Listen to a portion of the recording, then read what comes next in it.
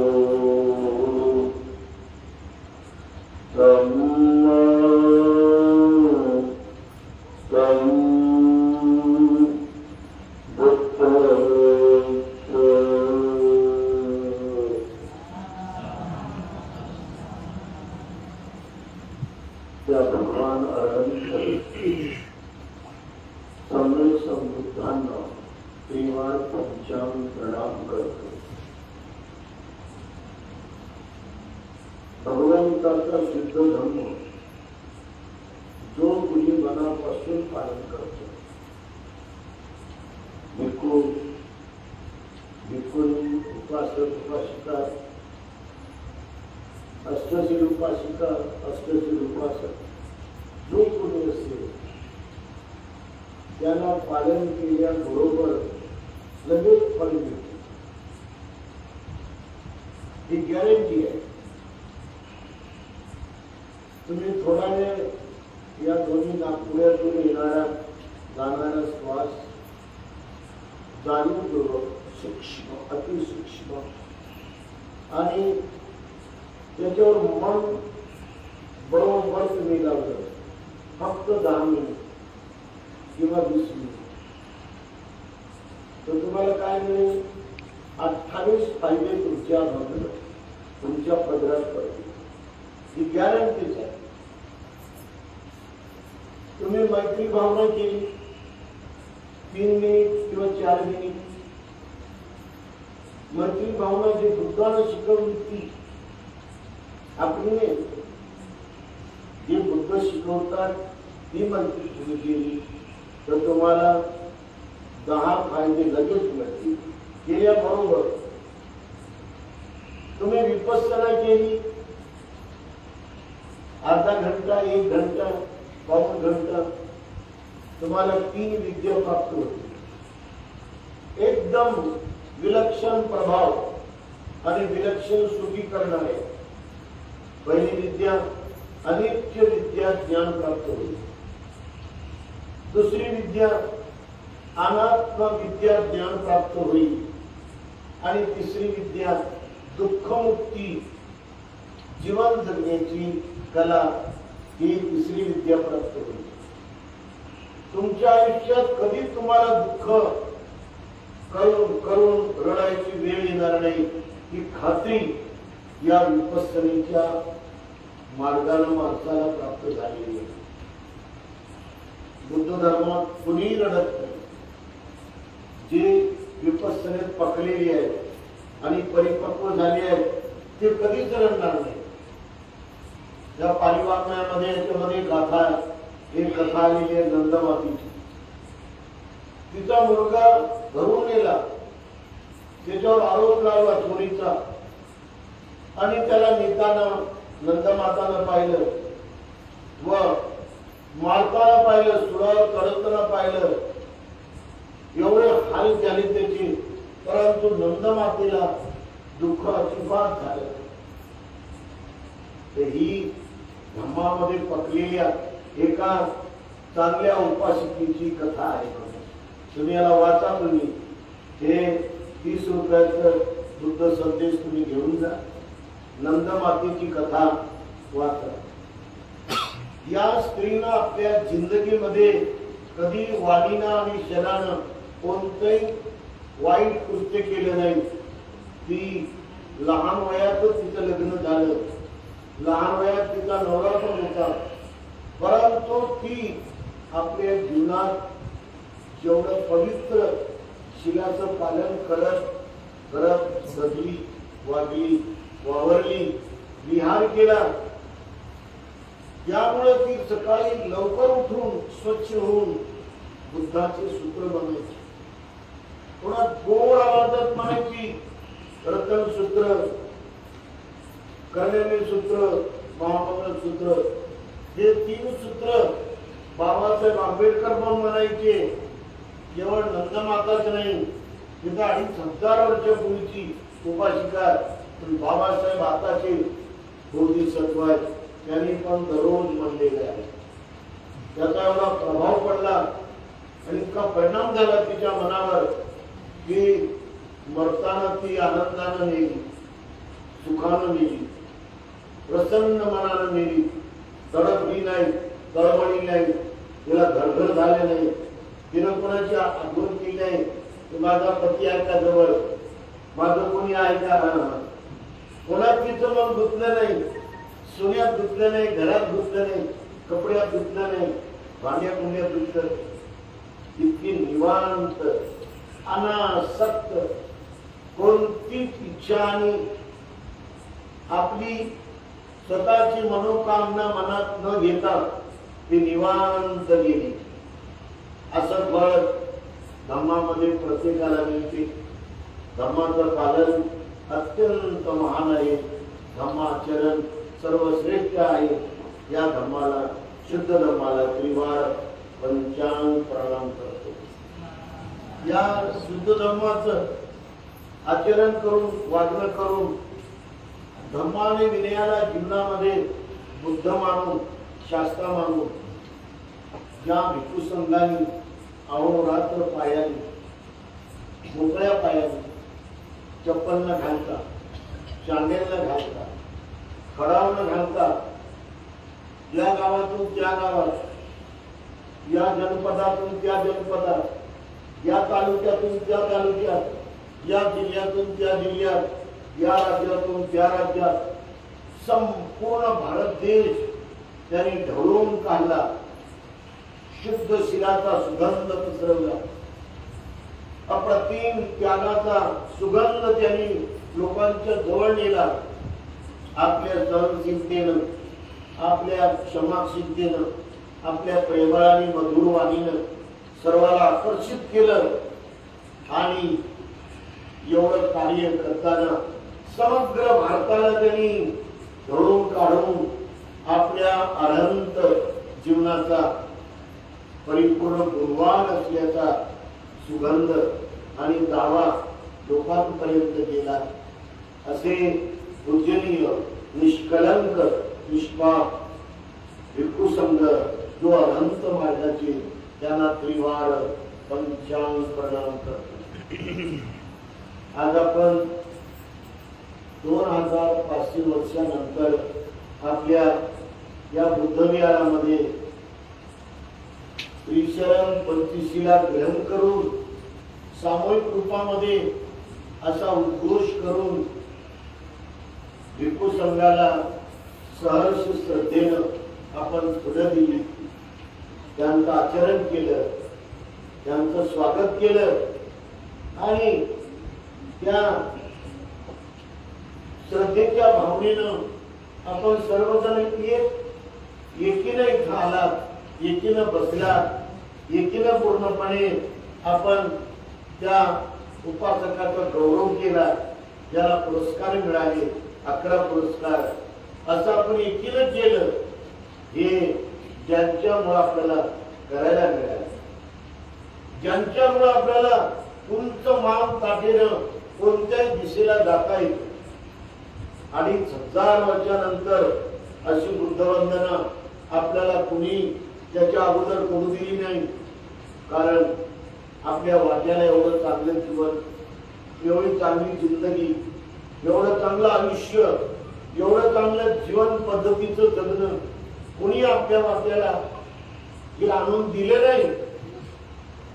ब्राह्मणशाही त्या काळात होती. ईश्वराच्या नावाखालं, ईश्वराच्या पद्धतीमध्ये त्यांनी काढून निर्माण केले होते की कुणाला विद्या शिकू द्यायची नाही, कुणाला देवाचं नाव घेऊ द्यायचं नाही.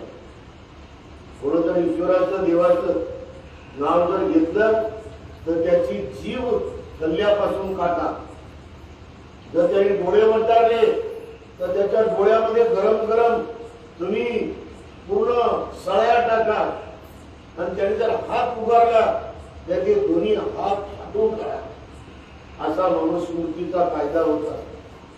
सर्वात खाली दाबलं, सर्वात जास्त दाबलं, अति शुद्र म्हणून दाबलं आणि साऱ्या जातीला शुद्र म्हणून दाबलं.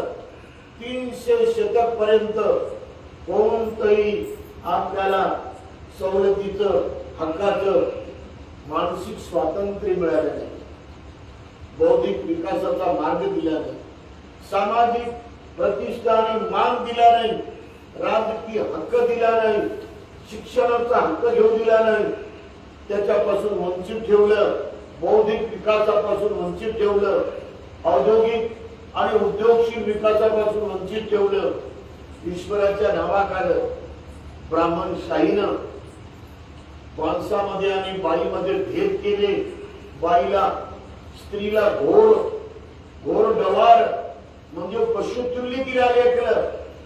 तिला कोणताच मान, मग ती ब्राह्मणाची स्त्री असो, क्षत्रियाची असो, वैश्याची असो, कोणत्याच स्त्रीला इज्जत, सन्मान आणि हक्क दिला नाही. ईश्वराच्या नावाखालं, ईश्वराच्या नावाखालं ब्राह्मणांनी कोणतंही स्वातंत्र्य दिलं नाही, कोणताही न्याय दिला नाही, कोणतेही बंधुत्व दिलं नाही, कोणत्याच प्रकारे आपल्याला हे समतेचा मार्ग दिला नाही. अशा प्रकारे आज आपण या ठिकाणी बाबासाहेब आंबेडकरांमुळे सर्व प्रकारचं स्वातंत्र्य घेत आहोत, समतेनं वागत आहोत, बंधुत्वानं वागत आहोत, प्रेमानं वागत आहोत, माणुसकीनं वागत आहोत. असं समग्र विकासाचा मार्ग बाबासाहेबांनी एक जीवन पद्धत म्हणून, मानव जन्माची जीवन पद्धत हे बौद्ध धर्मानं शिकवलेली आपल्याला त्यांनी दिली. आणि नरकातून आपल्याला बाहेर काढलं आणि 14 ऑक्टोबर 1956 आपल्याला बुद्धाच्या धर्मामध्ये पवित्र केलं. अशा या रंजल्या गांजल्या दुःखी पीडित संपूर्ण गोरगरिबांना त्यांनी नवा जीवन मार्ग दाखवला. असे भारतीय घटनेचे शिल्पकार, महान कायदे पंडित, उच्च विद्या भूषित, ज्यांच्या वागण्याला शिराला डाग लागला नाही असे पवित्र बोधिसत्व डॉक्टर बाबासाहेब आंबेडकर यांच्या क्रांतीमध्ये समर्पित आहे. आपण आज श्रावणातील या महत्वपूर्ण बुद्धविहारामध्ये हे बुद्ध धर्माचे संस्कार ग्रहण करत आहोत. पूजनीय भिक्खू डॉक्टर सत्यपाल महादेव यांनी 2-4 गोष्टी सांगितल्या. बुद्ध धर्म माणसाला काय देतो,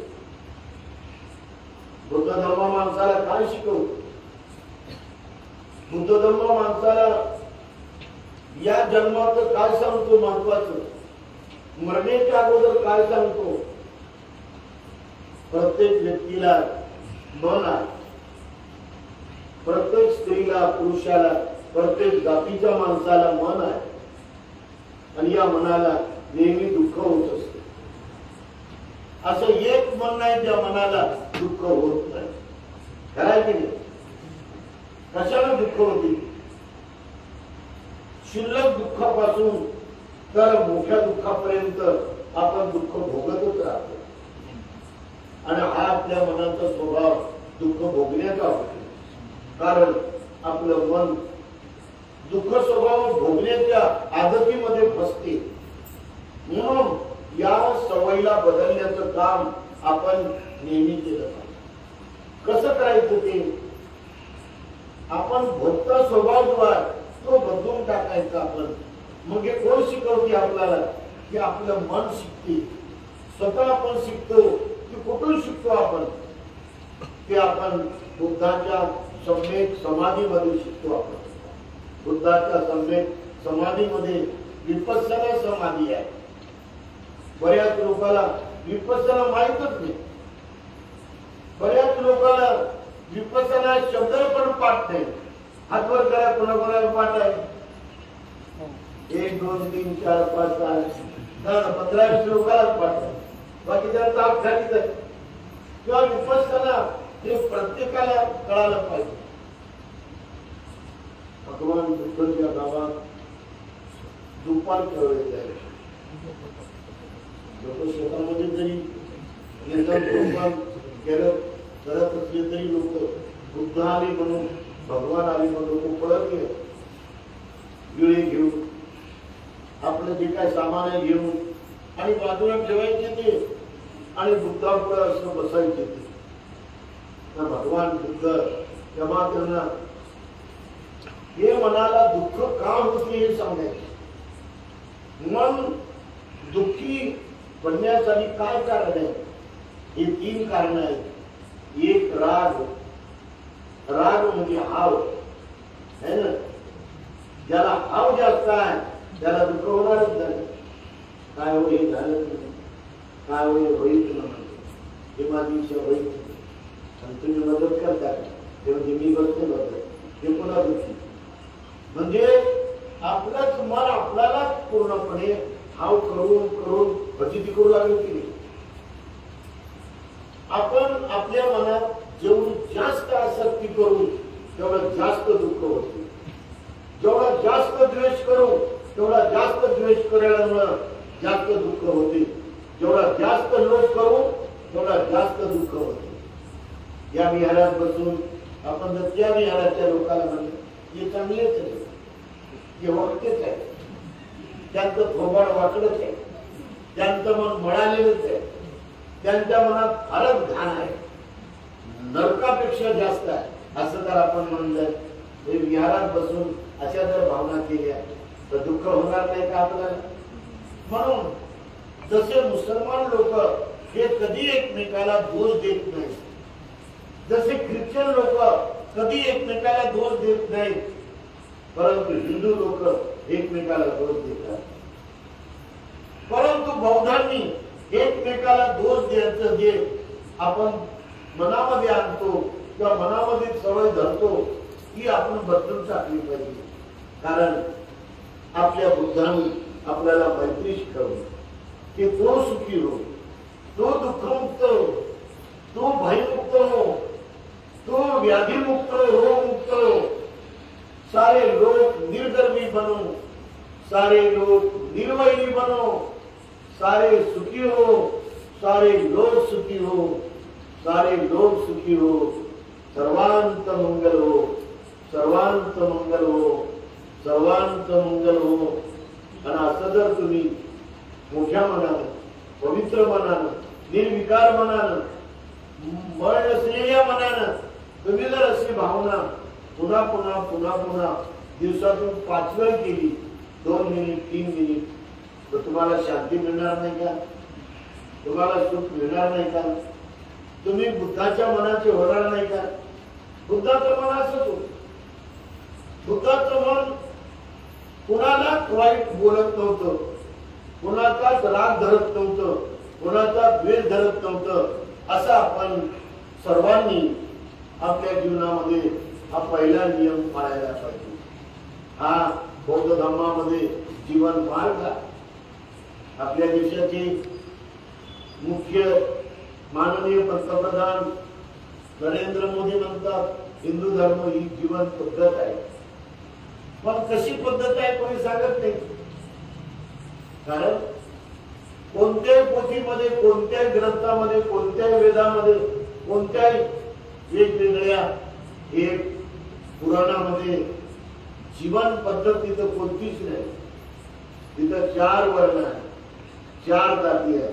वरची जात ब्राह्मण, त्याच्या खालची क्षत्रिय, त्याच्या खालची वैश्य, त्याच्या खालची शूद्र, आणि त्याच्या खाली पण आहे अतिशूद्र. आणि अतिशूद्रामध्ये 4-5 जाती आहेत. भंगी आहे, महार आहे, चंभार आहे, मांग आहे, आणि आणखी एक जात आहे अतिशूद्र. त्याला केलं, त्याला वर येऊ दिलं नाही. कोणत्याच काळात 300 शतक पर्यंत त्यांना दाबून दाबून दाबून ठेवलं. त्यांना शिक्षणापासून दूर ठेवलं, ज्ञान घेण्यापासून दूर ठेवलं, बुद्धिमान होण्यापासून दूर ठेवलं, उद्योगपती होण्यापासून दूर ठेवलं, सामाजिक प्रतिष्ठा, न्याय, सन्मानापासून दूर ठेवलं. अशा प्रकारे आपण पाहतो ईश्वराच्या नावाखाली अत्याचार अत्याचार करत गेले. परंतु आज बुद्ध धर्माची दीक्षा बाबासाहेबांनी देऊन सर्वांना समान हक्क दिला. आज आपण समान भावनेनं, समतेनं एका जागेवर बसतो. आपण मी परवाला या मोबाईल मध्ये पाहिलं, राजस्थान लोक खालच्या जातीला असं खेटर घेत घ्यायला लावतात, पायात घालतात, आणि त्या खेटरावर ते पाणी टाकतात आणि तो बेचारा माणूस पितो. अशी शूद्र पद्धत तिथं चालू आहे. अत्यंत नीच मनाने, निर्मळ मन कुठं नाही. एवढंच नव्हे तर तुम्ही चांगले कपडे काढून घातले म्हणून त्याचे चांगले कपडे, नवे कपडे काढून त्याला एवढ्या मोठ्या काठीनं मारतात होत. गुजरात मध्ये, राजस्थान मध्ये काय याला धर्म म्हणाल काय? याला धर्म परंपरा म्हणा. इथं उस्मानाबाद जवळ, उस्मानाच्या पलीकडे 10-15 किलोमीटर, 12 किलोमीटर एक देवी आहे. त्या देवीला हाले कापतात. 5 हाले, 4 हाले, 5-6 हाले.